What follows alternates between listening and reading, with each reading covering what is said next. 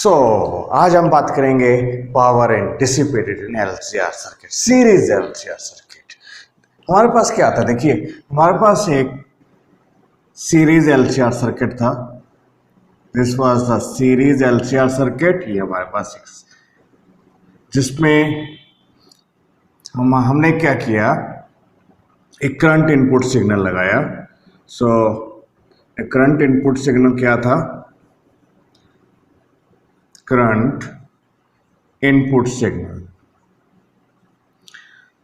तो that is given by I is equal to I sine omega T.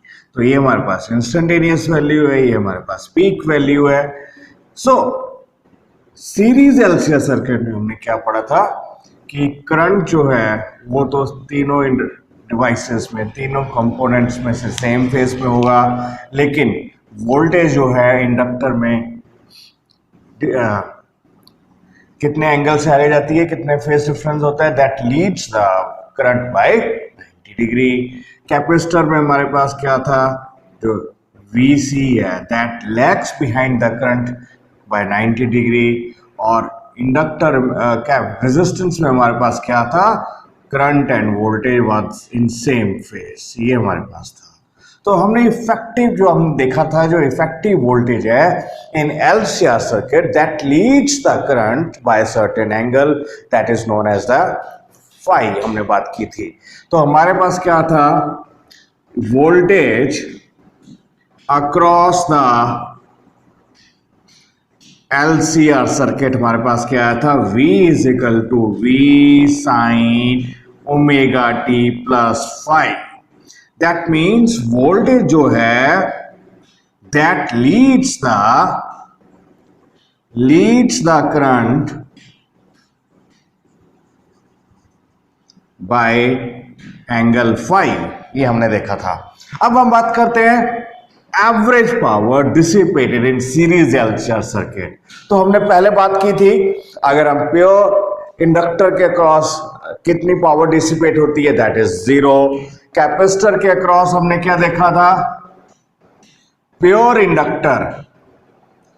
Inductor के पास across power dissipated was, average power dissipated was 0।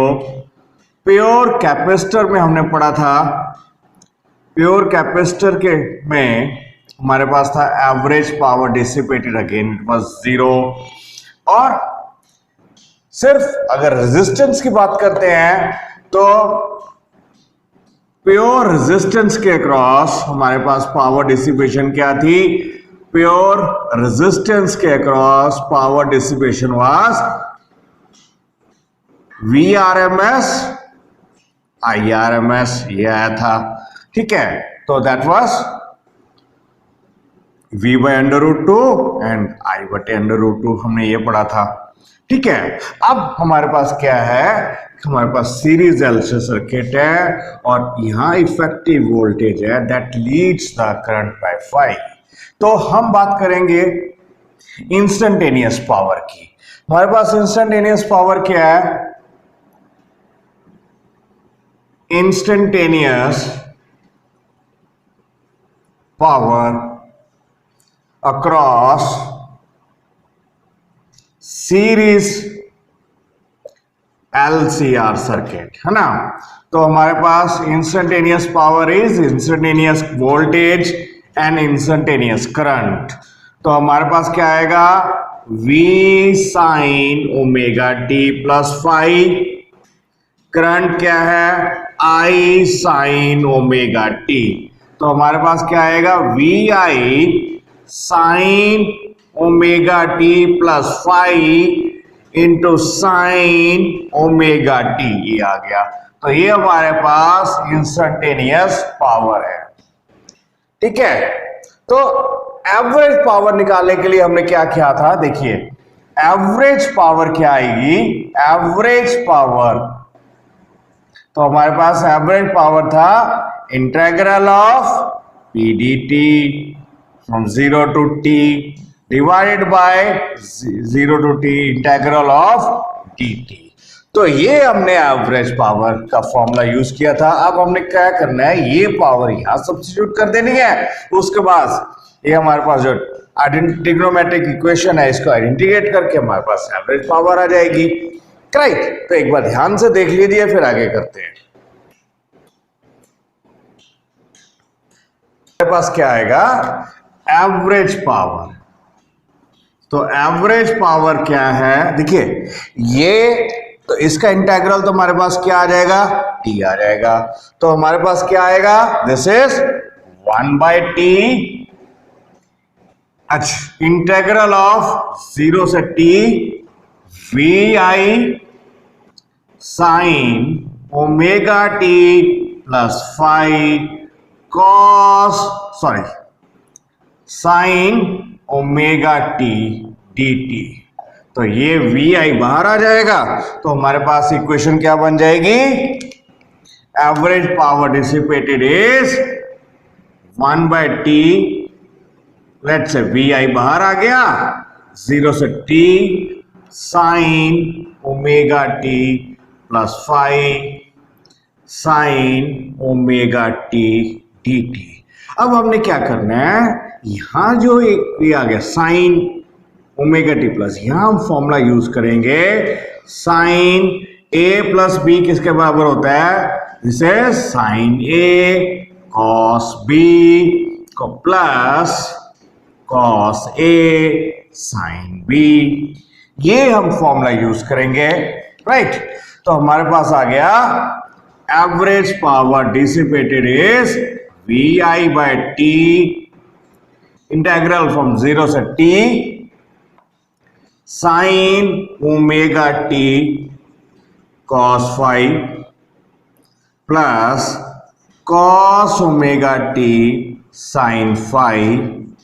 अब यहां हमारे पास क्या आएगा, sine omega t d t, ये आ गया। राइट, ये हमारे पास इक्वेशन बन गई। तो नेक्स्ट हमारे पास क्या आएगा, अब इस इंटीग्रल को हम अलग अलग कर लेते हैं। राइट, ये वाला प्लस और ये है, तो हमारे पास आएगा average power is V I upon t integral of 0 से t, ये आ गया sine omega t, so sine square omega t cos five d t आ गया, प्लस इंटीग्रल ऑफ 0 से t, तो हमारे पास क्या आएगा, sine five sine omega t cos omega t d t. अब देखिए यहां पर हमारे पास कॉस फाइव है, यहां पर हमारे पास साइन फाइव है, तो कॉमन आ गया, तो हमारे पास आ जाएगा average power is V I by t integral of, अब देखिए कॉस फाइव बाहर आ गया, इंटीग्रल फ्रॉम 0 से t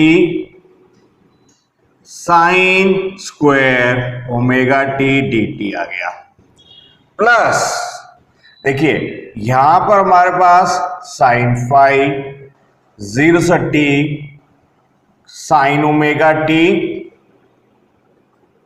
cos omega t d T. ठीक है, तो यहां फिर हम आइडेंटिटी फिर यूज करेंगे। देखिए यहां पर हम क्या आइडेंटिटी यूज करेंगे, यहां पर हम यूज करेंगे cos 2a क्या होता है 1 minus 2 sine square a, this is equal to, यहां से हमारे पास आ गया sine square a is equal to 1 minus cos 2a by 2। ये वाली आइडेंटिटी हम यहां यूज करेंगे। राइट, दूसरा हमारे पास होता है sine 2a is equal to 2 sine A cos A, ये हमारे पास आता है। ये वाला कंसेप्ट यूज करेंगे यहां पर, ठीक है ना, ये वाला कंसेप्ट हम यहां यूज करेंगे। ठीक है, तो हमारे पास फाइनल इक्वेशन क्या आ गई देखिए, तो हमारे पास आ जाएगा average power is VIT cos phi integral of 0 से t। अब देखिए साइन स्क्वायर ओमेगा टी क्या आएगा, 1 minus cos 2 omega t dt by 2 है, 2 को हम बाहर लिख लेते हैं, प्लस साइन फाई। देखिए sign omega t cos omega T किसके बराबर आएगा, 1/2, 2 बाहर लिख लेते हैं, जैसे 0 से t sine 2 omega t dt आ गया, ये हमारे पास आ गया। अब ध्यान से देखिए इस चीज को, यहां फिर हमारे पास इसको फिर हम अलग अलग कर लेते हैं, है ना, इसको अलग अलग करेंगे, फिर आपके पास देखिए इंटीग्रल क्या बनता है।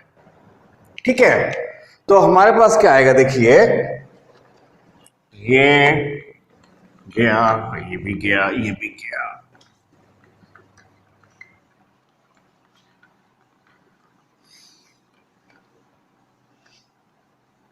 तो हमारे पास क्या आएगा, एवरेज पावर। एवरेज पावर क्या आएगी देखिए, VI बाय 2t लिख लेंगे, है ना, 2 इधर भी है इधर भी है। अब यहां पर देखिए cos phi integral of dt, cos phi integral of 0 से t dt माइनस, ठीक है, तो minus cos phi integral of 0 से t cos 2 omega t dt आ गया।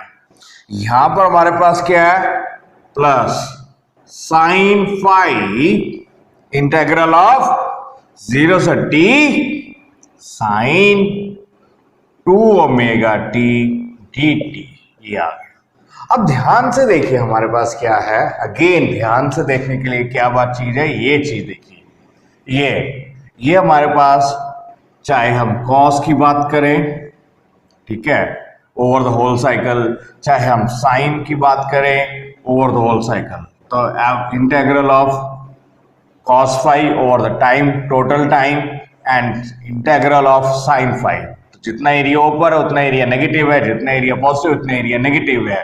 दैट मीन्स ये इंटीग्रल तो हमारे पास जीरो हो जाएगा, ये इंटीग्रल हमारे पास जीरो हो जाएगा, ये इंटीग्रल हमारे पास जीरो हो जाएगा, तो हमारे पास बचा क्या, सिर्फ ये dt का इंटीग्रल क्या आएगा, t आ गया, तो हमारे पास एवरेज पावर क्या आई, VI by 2t cos phi into t, और t कट गया, तो average power dissipated in LCR circuit is VI। अब देखिए 2 को हम इस तरह लिख लेंगे, तो ये हमारे पास क्या आएगा, RMS वैल्यू वोल्टेज, ये हमारे पास आ गया RMS value of current into this cos phi, right, ये चीज आ गई। अब तो हमारे पास आ गया average power dissipated in LCR circuit is VRMS IRMS into cos phi. This is very important equation, right? ये टर्म बहुत इंपॉर्टेंट है। अब इसमें देखिए अब क्या है, ये हमारे पास एक नई टर्म आ गई cos phi, and this is known as the power factor। ये हमारे पास पावर फैक्टर है, तो इसमें हम कहेंगे ये जो VRMSI है। अब यहां पर क्या फर्क है, देखिए डीसी सर्किट्स में हमने कहा क्या कहा था, 1 watt is 1 volt ampere. DC circuits में देखिए हमने जब डायरेक्ट करंट पढ़ा था उसमें हमने पढ़ा था जो पावर है 1 watt is set to be, अगर किसी रेजिस्टेंस में से 1 एम्पियर करंट फ्लो करने से उसके क्रॉस कितनी वोल्टेज आ जाए, 1 वोल्ट आ जाए। सो 1 watt is 1 volt ampere. Indirect currents. But यहां पर हमारे पास ये एक नई टर्म आ गई, cos phi is always less than 1. Direct currents 1 volt is 1 volt ampere, but in AC circuits what 1 watt is always less than the 1 volt ampere, right? तो इस ये जो एवरेज पावर है, this is the actual power जो हमारे पास है, ये हमारे पास ये जो वैल्यू आ जाएगी, this is known as the apparent power, दिखाने वाली पावर। जितने भी हमारे पास इलेक्ट्रिकल अप्लायंसेस है उसमें हमारे पास लिखा होता है कि ये इन्वर्टर है, ये 600 VA के काम करता है, या दिस इज 1500 VA, लेकिन उस वक्त ये नहीं कह, वो बता रहे होते कि इसके ऊपर हम कितने एक्चुअली कितना लोड डाल सकते हैं, बिकॉज इंपॉर्टेंट फैक्टर जो पावर फैक्टर है वो नहीं बताया जाता। अगर हमारे पास cos phi की वैल्यू, अगर मान लीजिए अगर हमारे पास 100 VA है, 1000 VA है, दैट मीन्स इसमें क्या होगा कि हम 100 वोल्ट के कितना, तो हम इसके ऊपर क्या एक्सपेक्ट करेंगे कि हम 100 वॉट का लोड डाल सकते हैं, सॉरी 1000 वॉट का लोड डाल सकते हैं, बट नहीं, अगर उसका पावर फैक्टर cos phi की वैल्यू सिर्फ 0.6 है मान लीजिए, तो उसके ऊपर हम कितना 1000 वॉट नहीं डाल सकते, वहां से हम उसके ऊपर कितना लोड डाल सकते हैं 600 वाट, यानी कि हम सिर्फ और सिर्फ 10 100 वाट के बल्ब की जगह पर हम सिर्फ और सिर्फ 600 वाट के बल्ब लगा सकते हैं। So that is very very important. ये हमारे पास दिखाने वाली पावर है, ये हमारे पास एक्चुअल पावर है। So this is the VA जो हमारे पास दिया होगा, ये हमारे पास क्या दिया होता है, this is the apparent power, right. जबकि ये कॉस फैक्टर, कोसाइन फैक्टर, ये जो हमारे पास पावर फैक्टर है, ये नहीं बताया जाता है डिवाइस का कितना पावर फैक्टर है। जब तक आपको पावर फैक्टर नहीं पता होगा, आपको एक्चुअल पावर नहीं पता होगी कि वहां पर हम कितना लोड डाल सकते हैं। अगर उसका पावर फैक्टर 0.9 है तो हम उसके ऊपर कितना लोड डाल सकते हैं, हम उससे कितनी पावर ले सकते हैं, then we can say 9 what. अगर पावर फैक्टर हमारे पास 0.9 है तो हम उसके ऊपर कितनी पावर, कितना लोड डाल सकते हैं, 900 वॉट का। तो जितना ये पावर फैक्टर बढ़िया होगा उतना हमारे पास इलेक्ट्रिकल या पावर सोर्स बढ़िया होगा। Actual power is equal to apparent power. Apparent power क्या आ गया, VRMS IRMS into this cos phi is known as power factor. So जितना बढ़िया पावर फैक्टर होगा उतना हमारे पास सोर्स ऑफ एनर्जी बढ़िया होगा, पावर फैक्टर, ठीक है। तो ये बहुत इंपॉर्टेंट चीज है पावर फैक्टर में। सो एक्चुअल पावर को हम डिस्क्राइब करते हैं वॉट्स में, राइट, एंड एपरेंट पावर को हम डिस्क्राइब करते हैं in terms of volt ampere. So in AC circuit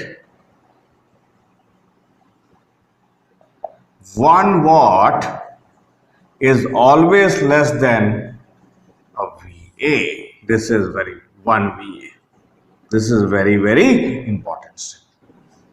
ठीक है, अब देखिए, तो पहली बात हमारे पास पावर फैक्टर आ गया, ठीक है, राइट। अब जितना बढ़िया पावर फैक्टर उतना बढ़िया पावर का डिवाइस आएगा। अगर हम वापस सीरीज LCR सर्किट में बात करें, सीरीज LCR सर्किट में हमने क्या पढ़ा था कि जो इम्पीडेंस है दैट वेरीज विद फ्रीक्वेंसी, तो एक फ्रीक्वेंसी हमने डिस्क्राइब की थी, that is the resonance frequency. Resonance frequency पर हमारे पास क्या था, Z की वैल्यू हमारे पास कितनी थी, R। This was very important factor. So at the resonance जो फ्रीक्वेंसी, तो हमारे पास इम्पीडेंस क्या आई थी, Z is equal to R। तो जब Z is equal to R है, दैट मीन्स हमारे पास उस वक्त क्या था, voltage and current, voltage and current signal, voltage and current signal, sorry, V and I, small I, are in phase. That means वहां हमारे पास फाई की वैल्यू कितनी आएगी, 0. तो एट रेजोनेंस हमारे पास पावर फैक्टर कितना आएगा, at resonance power factor is 1. cos phi की वैल्यू cos 0 इज 1 आएगा.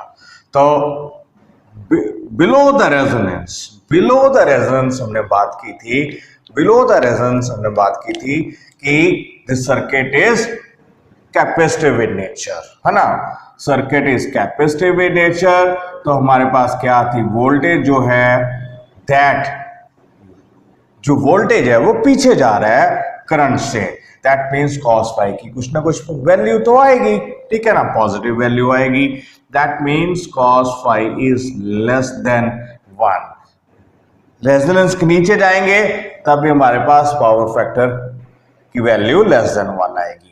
अगर हम अबव रेजोनेंस देखते हैं तो सर्किट क्या आएगा, इंडक्टिव, इंडक्टिव, है ना.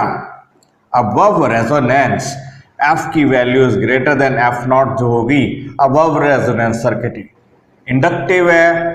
दैट मीन्स वहां पर हमारे पास जो वोल्टेज है that leads the current by certain angle.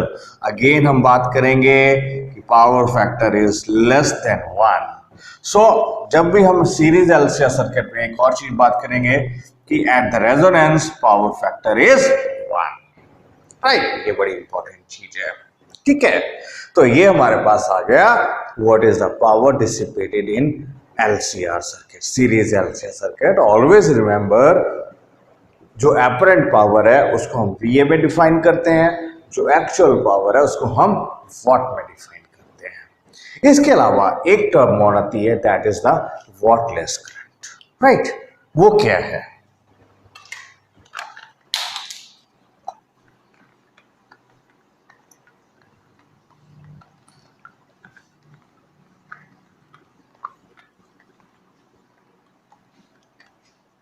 देखिए हमारे पास क्या था कि अगर करंट सिग्नल ये है, this is the current signal, right. Then voltage क्या आएगी, दैट लीड्स द, ठीक है. सो जब भी हम पावर निकाल रहे हैं तो हम ये देखेंगे what is the angle between the current and voltage. अगर हमारे पास इंडक्टर में हमने देखा था कि एवरेज पावर 0 थी, average power dissipated in case of inductor, in case of inductor average power is 0. उसमें क्या था, हमारे पास करंट और वोल्टेज में कितना एंगल था, 90. दैट मीन्स कॉस की वैल्यू 90 है. That means average power dissipated is 0. In case of pure capacitor तो हमारे पास तो करंट ये था, वोल्टेज पीछे चल रही है 90 डिग्री से, अगेन 90 डिग्री है, cos 90 is 0. और इन केस ऑफ रेजिस्टेंस की बात करें तो रेजिस्टेंस में हमने देखा था, इन केस ऑफ रेजिस्टेंस तो हमारे पास क्या आया था, current and voltage they are in same phase. That means phase difference between current and voltage and current is 0. तो cos phi is 1. तो power dissipated was, average power dissipated was VRMS and IRMS या VI. अब देखिए cos phi की value कितनी है, 1. So this is cos 90 degree. So this becomes cos phi becomes 90 degree. तो हमारे पास एवरेज पावर क्या आई थी, VRMS एंड IRMS. अब देखिए यहां पर अगर हमारे पास जो करंट है, अगर अब इस करंट के दो कंपोनेंट्स बना लिए, one current is along the direction of the voltage and another component of the current is perpendicular to voltage. ये करंट का जो कंपोनेंट आएगा दैट वो क्या आएगा हमारे पास, I cos phi. ये हमारे पास कंपोनेंट आ जाएगा I sin phi, राइट। अब अगर हम देखें इस चीज को, देखिए VRMS IRMS यहां पर हमारे पास cos 0 है, तो cos 0 1। तो यहां इस कंपोनेंट और वोल्टेज में अगर हम देखें angle between these two is 0, तो power dissipated is VI cos phi आ जाएगा, VRMS IRMS cos phi आ जाएगा। अगर हम इस कंपोनेंट और वोल्टेज में एंगल देखें, ये आ गया 90 डिग्री। दैट मीन्स जो कंपोनेंट होगा I sin phi, उसके कॉरस्पॉन्डिंग हमारे पास average power dissipated will be 0। तो because the angle between this component, इस कंपोनेंट I sin phi और वोल्टेज में हमारे पास कितना एंगल आ गया, 90 degree. So when the phase difference between the current and voltage is 90 degree, तो power dissipated is 0. That's why the component I sin phi को हम क्या कहते हैं, this is wattless current, क्योंकि I sin phi और वोल्टेज में हमारे पास कितना एंगल है, 90 डिग्री है। तो when the angle with phase difference between the current and voltage is 90, तो average power dissipated is 0. So that's why we say I sin phi जो कंपोनेंट है करंट का, उसके कॉरस्पॉन्डिंग एवरेज पावर डिसिपेटेड 0 आएगी। That's why it is known as the wattless current, right? So this is the power dissipated in LCR circuits.